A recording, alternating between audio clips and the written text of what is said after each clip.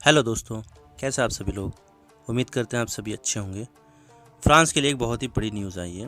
United Arab Emirates ने France के 80 Rafale fighter jets खरीदने का फैसला किया है। ये एक बहुत बड़ी डील है फ्रांस के लिए, लेकिन सवाल आता है कि भारत ने जहां पर 8.7 बिलियन यूएस डॉलर में सिर्फ 36 विमान ही खरीदे थे, लेकिन यहां पर यूएई ने 19 बिलियन यूएस डॉलर में 80 रफ़ाएल के साथ साथ 12 मिलिट्री हेलीकॉप्टर, जिसका नाम कैरेकल हेलीकॉप्टर है, वो भी इस डील में खरीदे हैं। तो चलिए आज इसके बारे में बात करते हैं, लेकिन उससे पहले हम न्यूज़ आर्टिकल्स देख लेते हैं कि मीडिया इसके बारे में क्या बात कर रहा है।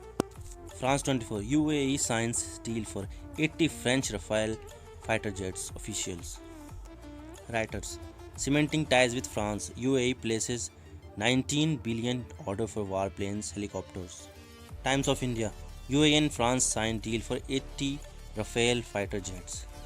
अल Jazeera UAE buys record 80 French Rafale jet in 19 billion arm deal. Signing of deal comes as French President Emmanuel Macron begins a two-day trip to the Gulf, during which he will also visit Qatar and Saudi Arabia.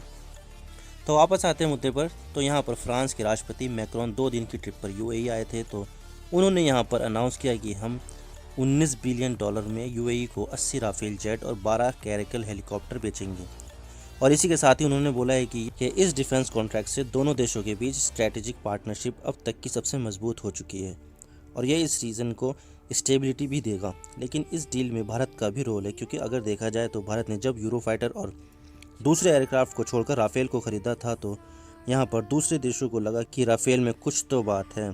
तो यहाँ पर UAE ने भारत को follow किया और 80 Rafale विमान खरीद लिए, जिसकी डिलीवरी 2027 में शुरू हो जाएगी।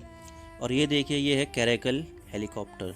19 बिलियन डॉलर में 80 राफेल जेट और साथ में 12 कैरेकल हेलीकॉप्टर, जो मल्टी रोल हेलीकॉप्टर है, वो साथ में खरीद लिए हैं। इसके अलावा इजिप्ट, ग्रीस और क्रोएशिया भी फ्रांस से राफेल की डील साइन कर चुके हैं पहले भी। देखिए, ये डील का होना फ्रांस के लिए बहुत इंपॉर्टेंट है और इसके कई कारण हैं जो मैं आपको वन बाय वन बताऊँगा। तो पहला तो आता है एम्प्लॉयमेंट। ये डील फ्रांस में 7,000 लोगों को एम्प्लॉयमेंट देगी, क्योंकि अगर देखा जाए तो फ्रांस में एम्प्लॉयमेंट को लेकर अक्सर प्रोटेस्ट होते रहते हैं, जिससे ये डील एक मरहम का काम करेगी और इसके ज़रिए फ्रांस को 2031 तक इसका प्रोडक्शन करना, यानी 2031 तक फ्रांस में काम चलता रहेगा और लोगों के पास काम रहेगा। और दूसरा है इन्फ्लुएंस। इस डील के ज़रिए फ्रांस अपना इन्फ्लुएंस दिखाना चाहता है, क्योंकि आपको तो पता ही होगा कि अभी रिसेंटली ऑस्ट्रेलिया ने फ्रांस के साथ 37 बिलियन डॉलर की सबमरीन डील को कैंसिल किया, जिसको फ्रांस ने पीठ में छुरा घोंपने जैसा बताया। आप देख सकते हैं, stab in the back, France slams Australia US over move to ditch 50 billion euro submarine deal. Sorry, वो 50 बिलियन यूरो है, ना कि 37 बिलियन डॉलर। और इसके साथ ही फ्रांस के ऑस्ट्रेलिया से संबंध बहुत ज़्यादा बिगड़ गए और अब इन राफेल डील से फ्रांस ये दिखाना चाहता है कि यूएस से, यूके और ऑस्ट्रेलिया के बिना भी फ्रांस आगे बढ़ता रहेगा। और तीसरा है पॉलिटिक्स। अब ये पॉइंट थोड़ा पॉलिटिकल है, क्योंकि फ्रांस में 2022 में इलेक्शन होने वाले और यहाँ पर मैक्रोन अपने आप को एक मजबूत नेता के रूप में पेश करना चाहते हैं, जिससे वो इलेक्शन हार ना जाए। क्योंकि अगर देखा जाए तो मरीन ली पेन यहाँ पर मैक्रोन को कड़ी टक्कर देती हुई दिख रही है। ये गार्जियन का आर्टिकल है 18 अप्रैल 2021 का। Could Marine Le Pen finally triumph with her third tilt at French presidency next year? Elysee race looks like a battle between a fading Emmanuel Macron and far right leader and some believe she might win this time. यानी बहुत से लोगों ने विश्वास किया है कि marine Le pen जीत जाएगी।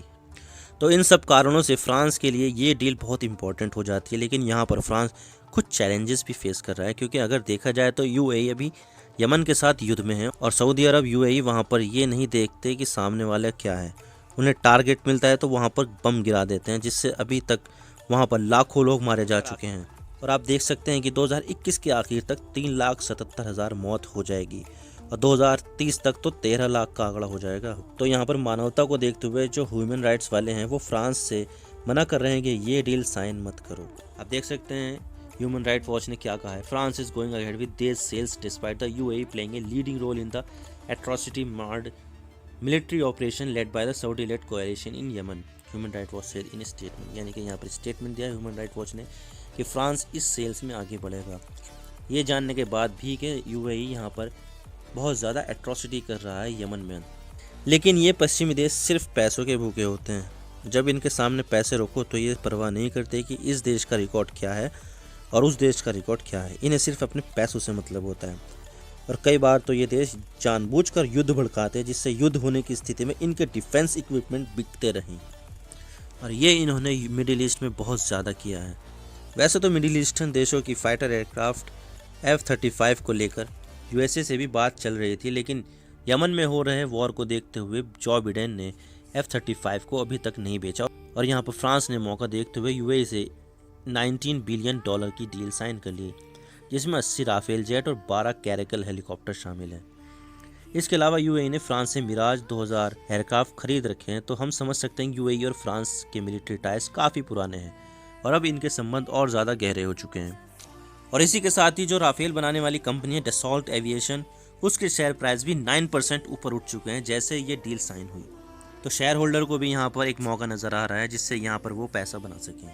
तो चलो ये सब तो हो चुका है, लेकिन ये इस डील से भारत में भी पॉलिटिक्स शुरू हो जाएगी, क्योंकि यहाँ पर यूएई ने $19 बिलियन में 80 राफेल और 12 कैरेकल मल्टी रोल हेलीकॉप्टर खरीद लिया। और भारत ने जो राफेल खरीदे हैं, ये राफेल भारत वाले से ज़्यादा एडवांस है। यूएई ने जो खरीदे हैं वो F4 वर्जन खरीदा है, लेकिन भारत ने F4 वर्जन नहीं खरीदा है।